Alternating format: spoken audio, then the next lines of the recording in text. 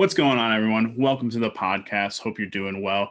As always, I am your host, Justin Harold, and with me is my co host, Jeff Santa. This is the Cleveland Pulse Podcast, episode 14. And so today it's all about the Browns, as it has been for the most part for the past couple episodes. But we're four games into the season, going into week 5. So we got a little bit of a quarter of the way through review of the season. We're going to preview the Colts game that's coming up this weekend. But Jeff actually texted me today and wanted to do a segment that we're gonna workshop the name, but as of right now, we're gonna refer to it as Cleveland Browns Appreciation. And so, Jeff, do you wanna tell them a little bit about how you came up with this idea and what it's really about? Right, Justin. Glad to be here for episode 14. But yeah, I was kind of just, sitting around, not really thinking of a whole lot and just going through my brain, trying to get into the Thanksgiving spirit, right around the corner.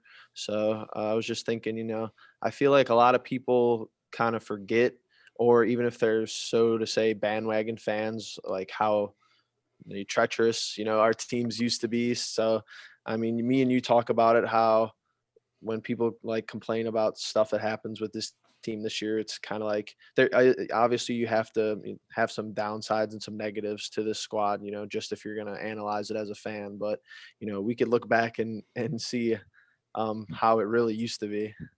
Absolutely. And so, Jeff, I'll let you start off with your player just to make sure that I picked the right player for what I'm thinking. But I got one. I don't think people are going to be like, oh, yeah, that guy. But I'm interested to see what you got and what your reasoning is for it. So you want to go ahead? I'm getting my favorite. I'm getting my favorite ex-Browns player out of the way early. Is that Braylon Edwards? Braylon Edwards doing what he does best, dropping a pass. That was all right. So that was someone that I was thinking of. I was going through my head of like, man, who are just like players that like let me down completely after we got them. And Braylon Edwards was one of those guys that popped up. That's awesome. That's a great picture. Braylon Edwards, good old. Well, it made me think a couple reasons because, Braylon Edwards, huge bust in the big grand scheme of things. I mean, he actually had some seasons where he was like serviceable, but he still could never catch the ball, and it just shows like how good like our wide receiving core is this year. And we have Donovan Peoples-Jones, who Michigan grad. I don't love drafting the Michigan guys, but Braylon Edward, ex-Wolverine. Yeah, that's awesome. So all right. So the next time we do this, the player that I had picked would absolutely fall into that category. So I'm gonna pull it up. So my guy is kind of in the same boat as yours. It was a guy we drafted and had really high expectations for, and also like he did well, but like then he kind of fell off a bit. So you know who that man is? Who is that? That's Trent Richardson. Oh, third overall Trent pick Richardson. in the 2012 draft, right after Andrew Luck and RG3. Talking about being really appreciative of what we have right now with Nick Chubb, Kareem Hunt. This dude drafting at that time in 2012, I think it was pretty uncalled for to draft a running back as high as we did. But we did it anyways. Later on, man, I'm gonna keep the other guy later on in this draft. I'm just saying, if you guys know, there's another pick that happened in this draft with him, not go well. But Trent Richardson was very good his first year. He was, and then fell off hard. We ended up trading him for, I want to say we got like a third or second round pick from Indianapolis. He played 3 seasons and then never played again. And so, just with having Nick Chubb and having Kareem, and even at this point right now, D'Ernest Johnson, and a lot of that has to go with our offensive line playing very well too. But I mean, Kareem Hunt and Nick Chubb, two, for the most part, top 10 players, right? I mean, Yep. They're at their position at least. So yeah, I mean, that's who I had someone else in mind, but I was like, man, who is someone that like really let me down? And when I started watching the Browns and like doing draft stuff, that was like at the peak of it. So Trent Richardson, I think that was a solid pick for myself. Yeah, I totally agree. I thought it was when you put him on the screen at first, I thought it was Isaiah Crowell, but Trent, Ah, Trent Richardson's a good one just because a lot of people were high on him too. yeah, being the third overall pick and you know Talk being a about that running back. draft. That draft, those first 3 picks of that draft is just unfortunate. Yeah, it's actually nuts. I mean, Andrew Luck, regardless of him retiring early, still had like the best out of the three. Right. RG3 had his career kind of ruined really early on, and then I just don't know what happened with Trent. To be honest with you, I mean, Brownies yeah, got to him. early stage Browns. Sorry, The Trent. yeah, the 2010 to 2019 Cleveland Browns teams kind of just kind of decimate you a little bit. But moving on. So, like we said, we got 4 games in the bag right now for the Browns. We are 3-1. Jeff is a perfect 4-0 on his predictions. So Let's I'm go. currently 2-2 because I picked us to beat the Baltimore Ravens. Bad pick.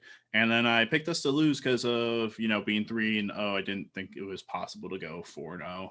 So I had us losing to Dallas, and we ended up winning. But yeah, we're through the first quarter of the season, Jeff. What are your thoughts right now? Right, definitely. Good so far. Just with everything, just how the whole season has kind of happened and progressed. I'm very pleased, very most optimistic I've been through the first 4 weeks of a Browns season. Haven't heard the there's always next year yet, so that's always a good sign. Can't complain about that. But just seeing a lot of perseverance and grind from this squad. Have a tough draw week 1 facing Lamar Jackson, who kind of lights us up a little bit. But just through the weeks, just looking like we're getting better and kind of working through some tough injuries that I know you're going to want to touch on with this week's injury report, which we'll get to. But I mean, beating this Dallas team last week is just what we love talking about. Roll over the momentum and work it into this week. Yeah, and I mean, like you said, 3-1 is the best start that we've had in so long. 9 years, I believe, but no, yeah, 9 years, Long time. something like that. I think 2-1, being 2-1 was a 9 year thing, and then like being 3-1 has been something since like the 1990s that we haven't hit, and it's great. It's honestly phenomenal to have that, and so, but yeah, to be honest with you, you going back and thinking about the season and like the games that were scheduled, um you couldn't have started out in a worse way in terms of like who you'd have to face as opponents in terms of facing the Baltimore Ravens. I mean, that's a tough loss, but I think it's also a blessing that it happened so early on because for me, I consider that to be our preseason. We didn't get a preseason because of COVID.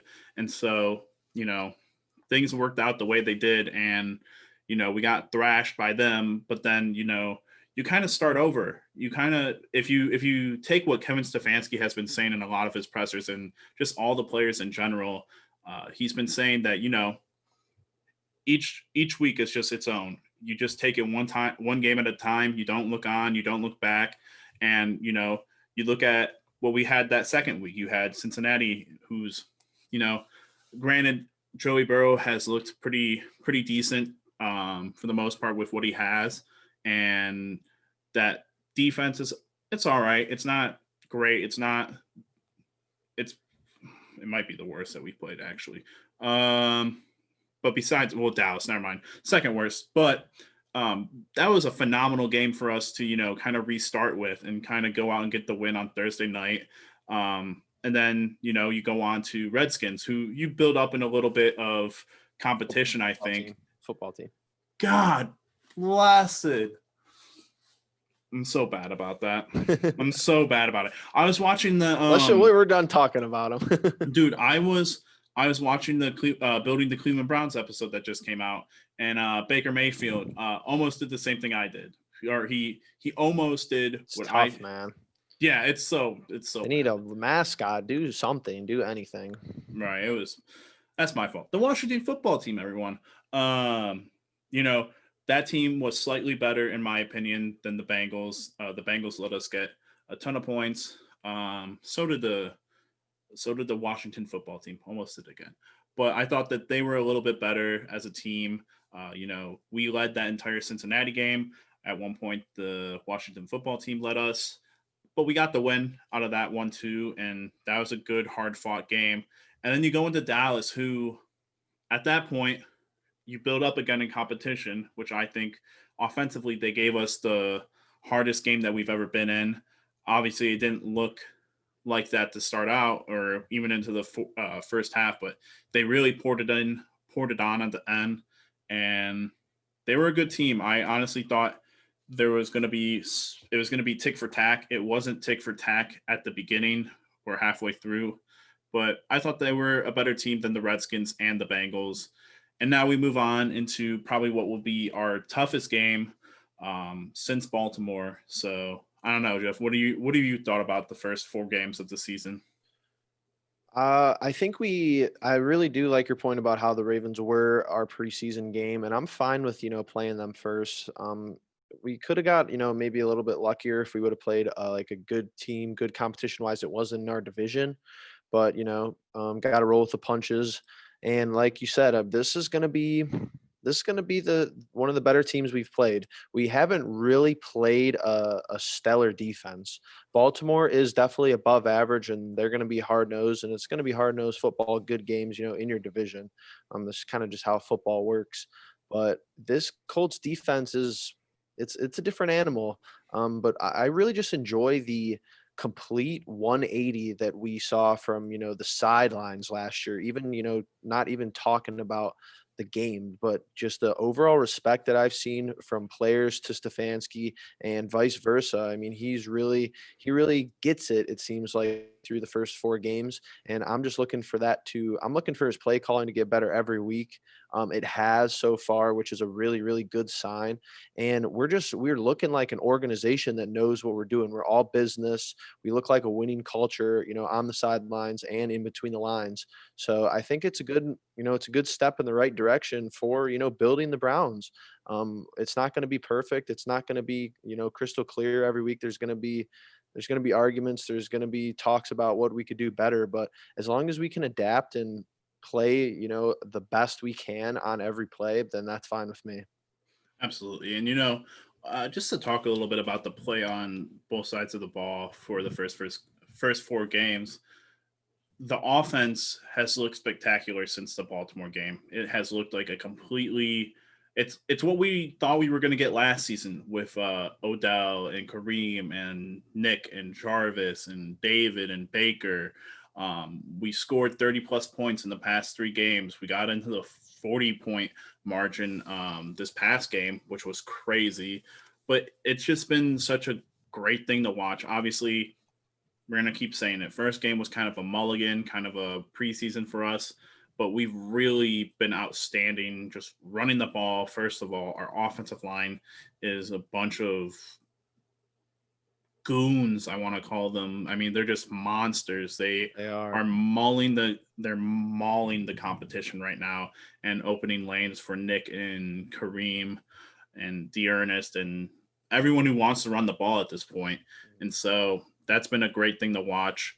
Your guy Wyatt Teller, one of the highest graded offensive linemen right now. We're gonna have to get you a jersey for him, but yeah, it's just been phenomenal to watch the offense. And usually, as a Browns fan, it's usually the offense that struggles the most. But on the flip side of that, this season it's been the defense that's been a little bit of a struggle. The first 2 games weren't fantastic defensively.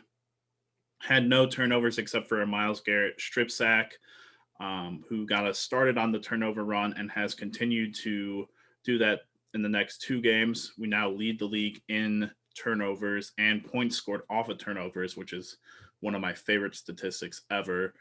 Um, but the defense it really needs to fix itself up. And it's funny enough, listening to the guys on 92.3 and 850, they touch on those points about, guys are coming in and out of that defensive rotation. And, I very much dislike Sione Talkie and Andrew Sandejo. I think everyone dislikes Andrew Sandejo at this point, which is unfortunate for the guy. Yep. It's not like I wish him I wish that he continues to do bad. It just he has not picked up his play, but guys are getting put back into the lineup. Guys are getting healthy. It almost seemed like we came into the season pretty dinged up and everything, and we're starting to fix things back up. And honestly, this Colts team doesn't stand out to me in any way offensively. So I'm hoping that, this is a game where they kind of get to flip it around and keep it under like 30 points. That would be nice. Under 27 would be nice for me, hopefully, because I don't think we're going to be able to put up 30 this game. I think this Colts offense is pretty good, actually. Really? Believe That's it or not. interesting. I think Philip Rivers' revival season to some extent. They have a rookie running back, so Interesting. you know how that goes. And I love this Colts team. Um, I hope we, pound them into the ground. But I do agree with you that it's not Dallas, which we have talked about. But it's going to be interesting. I'm pretty high on. I like this Colts offense. They run through their tight end a lot. Mo Alley Cox and Philip Rivers. He's been in a lot of situations, so I think he's going to be game planned and ready to. He loves talking. He loves talking Oh, to yeah. defenses too. Yeah, He's a maniac, kind of. It's funny because I always see the clip of like the NFL like came up with a montage of quarterbacks being really nice to like defenders after like hitting them and everything. And Andrew Luck gets hit in one of the Cleveland Browns games, and he's like, "That's a good hit, buddy." And it's really funny to think that they've gone and done a whole 180 and gotten Philip Rivers, who's like who will probably like talk smack when Myles Garrett eventually sacks him or something, which is really funny. But yeah, what have you taken away from the first 4 games on the offensive side and the defensive side of the ball? Just the creative play calling's been the highlight for me. Even on runs, like the blocking and everything just seems so detailed to a point where it's so hard to stop our offense. There's just so much to game plan for. We really have to use that to our advantage. And kind of the main point is like Baker, you don't have to be a stud. Like you're not. I think that's kind of the huge transformation that Baker's really had to realize, because when Tyrod Taylor gets hurt, a couple years ago, and he comes into that game, like you said, it's kind of weird how he was thrown to bums back then, and it's taken him a while to get used to this offensive scheme. But I think he really has to realize that that isn't the Baker he has to be now. Like the Baker when he came onto the scene, kind of had to do a lot and do like extra stuff. This Baker just has to be good, just clean, just be a game manager, run the offense, and just don't make any stupid mistakes. Yeah, to be honest with you, I'm not a huge fan of the whole being a game manager thing. I think at some point, I was listening to the radio again, and guys are talking about at some point teams are going to realize that if they load 9 people into the box or however many people into the box and try to stop that run defense, which this Colts team is very good at run defense, I believe, and Yep. just defense in general. They're gonna make Baker have to beat them, and so I understand what you're saying, that it's been really nice to see that he's not been trying to do too much extra stuff.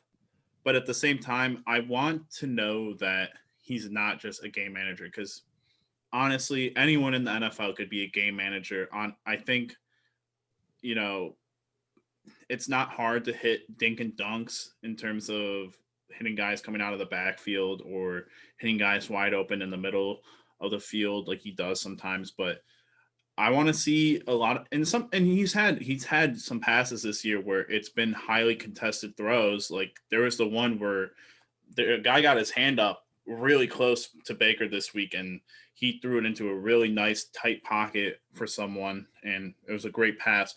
But I want to see him take some shots downfield and be a lot more accurate. See some of that stuff that we saw from week 2 with him and OBJ. Get some deep shots in there, because it just you know you need to know as a franchise that this guy is your guy, and I think that Baker is our guy, and hopefully moving forward, he'll get a chance to prove that instead of just having to hand the ball off. Which, as a team, I'm perfectly fine with winning and taking what we get, but I would like to see Baker prove himself at least once this year, or not once, sorry, but like just prove himself in general this year.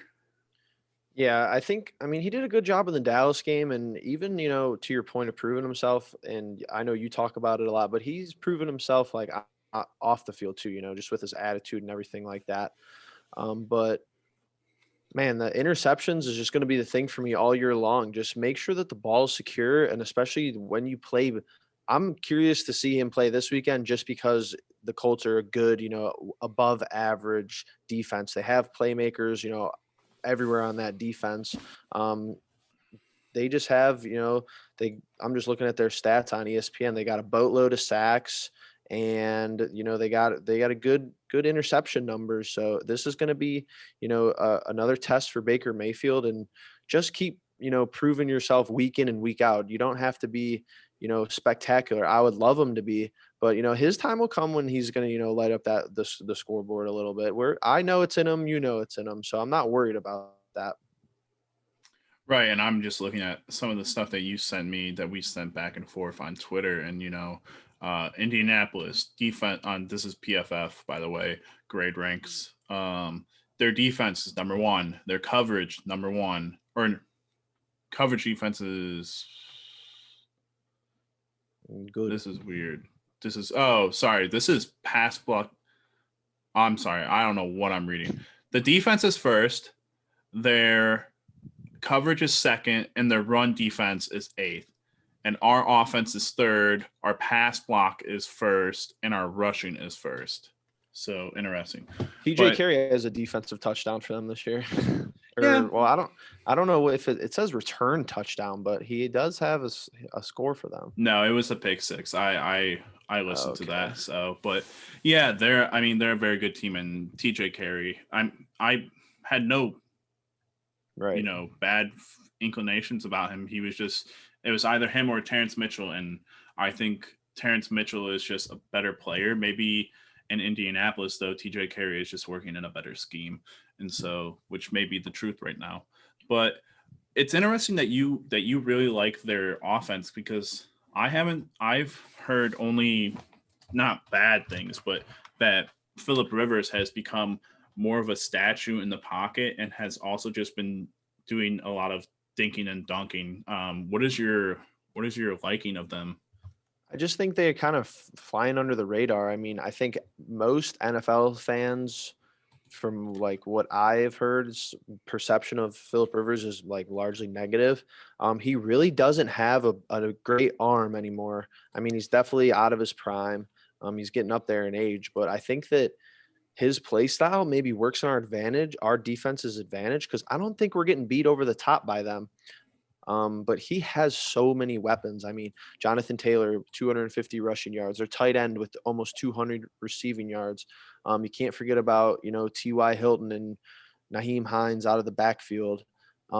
Even Paris Campbell to an extent. I mean, nothing crazy from him, but he really likes to spread the ball around on this offense.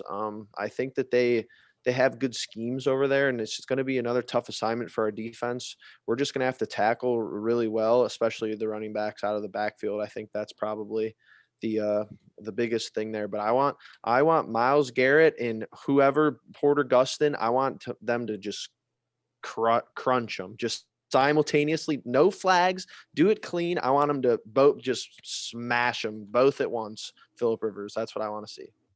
Yeah, and my favorite thing about Philip Rivers and hearing that he's become a statue is that that's great for Miles Garrett. Right. You sent me the thing on Twitter too about Miles Garrett, or maybe I sent it to you. The thing about Miles getting 30% of the Hmm. downs that he plays, he gets double teamed compared That's to the second crazy. most, who is T.J. Watt. Um, that's just phenomenal, and I mean, especially with the whole idea that he has behind, getting back there, and his first idea isn't to go for the sack, but it's to go for the ball, which I love. It's just it's kind of risky. It's like if you go for the ball, then you're wasting another maybe second or so on the chance of getting a sack instead of if you wrap and dive instead of going up and down to get the ball. But with Philip Rivers, I think if he's put into a situation where it's third and long and he's got to hit one of those deeper targets, that Miles could absolutely get in there, and they were talking on the radio about, you know, a fourth consecutive game of a strip sack, which would be phenomenal. Um, the Colts, though, in general, I think their offense is primarily like a run offense. I would say they have Mhm. 461 rushing yards, Yep. but you know they lost. Who was their running back before Jonathan? They still have Marlon Mack. Got 3 good backs. Marlon Mack's just hurt, I believe. Yeah, Marlon Mack is hurt. That's what I was saying. But yeah, they have Jonathan Taylor and Zach Pascal, I believe.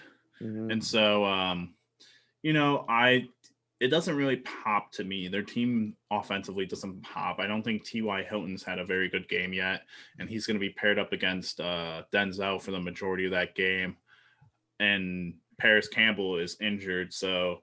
But like you said, I mean, he runs a lot of his offense to the tight end. Jack Doyle is pretty good in my opinion. He's not amazing, but he's pretty good. But I'm just looking at their season so far, and I mean, their first game, I don't know how, but they lost to the Jaguars, which is interesting, 27-20. Then they played the Vikings, and the Vikings are bad, I guess. It's weird with them. They went 28-11 against the Vikings. Then they demolished the Jets, which is not saying much. And then they beat the Bears, and the Bears just beat the Buccaneers. So they're kind of like all over the board. Um, I don't know that they're fantastic offensively, but also I don't know that our defense has shown any worthwhile, you know, being able to stop a lot of things. I think we've been really good at stopping the run against teams, which is going to be huge against these guys. So maybe that will put them into some situations that are more favorable to us. I'm nervous about guarding the tight ends. I don't see it being. I see that being like the least favorable matchup for us this game, and just having the Philip Rivers football mind back there. I mean, he's not gonna. I don't think Philip Rivers outplays Baker Mayfield in this game per se, but he's gonna have this defense scouted, and he's gonna make the right adjustments at the line in order to put their offense in a favorable position. And it's going to be another tall task for our offensive line just with the playmakers they have on the defensive side of the ball. I mean, Justin Houston with 4.5 sacks already. They have DeForest Buckner, Darius Leonard's having another good year. They got Malik Hooker, Xavier Rhodes, TJ Carey. Their defense has definitely got bigger names on it, so to Got some say, dudes. than their offense. Yeah, their defense is kind of what I thought our defense was going to be at this point, without injuries though. Yeah, right. I agree with you. I agree with you. I'm hoping that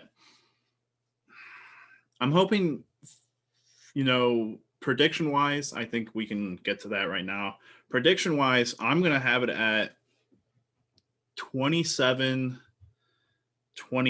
Browns. But I think this is going to be one of our closer games. I don't think we can score 30 again, but I don't think that they have anything special going on offense. And I think the way that our defense has been playing with takeaways right now for the past couple games has been pretty stellar. And I think Miles will get to Philip Rivers and cause a couple turnovers there. But I just don't think that they have anything special on offense. And from what I've seen from our run defense, now the big thing though, and you mentioned it before about the injury report because I was talking to you about it. Yeah. Larry Ogunjobi is out, which is a Hmm. huge blow. He has been a monster. What He's is he? been What is hurt? What is he injured with? his abdomen. Um, my goodness. I He wasn't even he on my radar. yeah he got like thrown onto the injury list the past week. Oh goodness, this is gonna if I can't find it right now. Just Yeah, a little banged up, man. yeah, and Greedy Williams out again for another week. It's starting to upset me a little bit.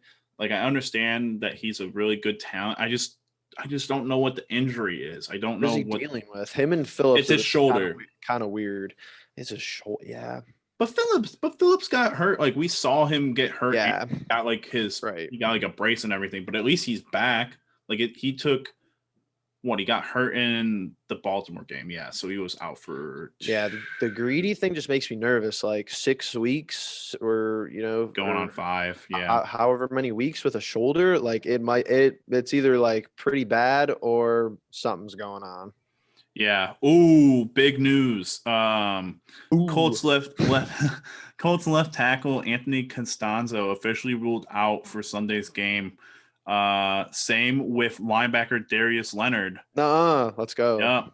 So that's two big guys for the Colts that will be out. So that helps us out a little bit. Finally. Both on their offense and defense. So that's good to hear. Miles will probably be on that left tackle for the entire game then, which is awesome. But yeah, I mean, Larry being out is huge. Carl Joseph and Adrian Claiborne are also ruled as questionable. So I think They'll probably play. Claiborne, as long as Vernon doesn't go out of the game at any point in terms of like injuries, there's still Porter Gust in there, so guys will be coming in and out.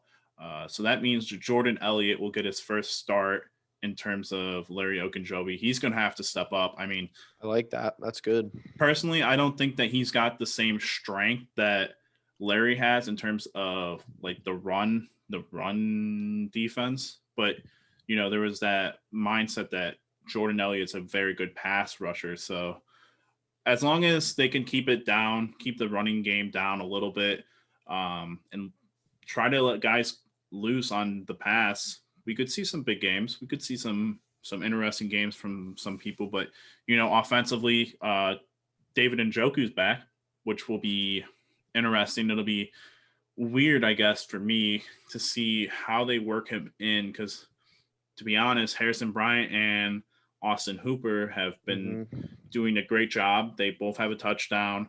They both do really well in the run blocking game. But Njoku looked very good. He was the only player that looked very good in that first game against the Ravens. He had a wide open touchdown, and then he had a really impressive catch. So it'll be interesting to see how they use him. What I've been hearing from people on the radio and people on Twitter is just like, oh, like you got to showcase Njoku so you can trade him. What are your thoughts on that really quickly? I mean, I haven't really heard that I haven't really heard that talking point, but I don't know. I think that the tight end position is probably our biggest question mark on the offensive side of the ball, not as far as it being good, just as far as how we're going to use it, because we just have three good ones. I mean, Njoku is good. He looked good in the first week. I mean, he's not great. I think he's the worst out of the three of them. I think Harrison Bryant's very good, and I think Austin Hooper's great. I could more options for Stefanski, which always pleases me, but I think that putting him out there ahead of the other two guys just to trade him when he kind of like had the bad negative attitude about wanting to leave, that doesn't make a whole lot of sense to me. Yeah, I agree. I don't really want to trade him, to be honest. I'm okay with having Right. three of the position that help out the most outside of like offensive linemen to our offensive scheme. I don't really want to trade any of that away. So I hope he comes back and he fires on all cylinders. But yeah, I mean, this game is going to be super, super tight with injuries and with just the play that both teams are, giving to one another. I think it's going to be our tightest game since week 1, and it'll be interesting. So, Jeff, what is your prediction for this game? And we get a little bit more Mac Wilson this week, which is good. Should get a little bit more. Yo, can you see this shirt? I can. Fuck, I can't. Hold on. Can't get the whole thing in there. Return of the Mac, baby. Hopefully we could get his snaps up a little bit more. But this is a home game, right? Yep. I'm going to be there. Going? Nice. Yes, okay. Sir. Yes, sir. Take some good pictures. Absolutely. I'm thinking I have this as a loss on my predictions, and I'm going to stick with that. I'm going to stick with that, and I'm going to knock us Browns fans a little bit back down to earth. I'm saying 24-23 Colts. Rodrigo Blankenship field goal to win.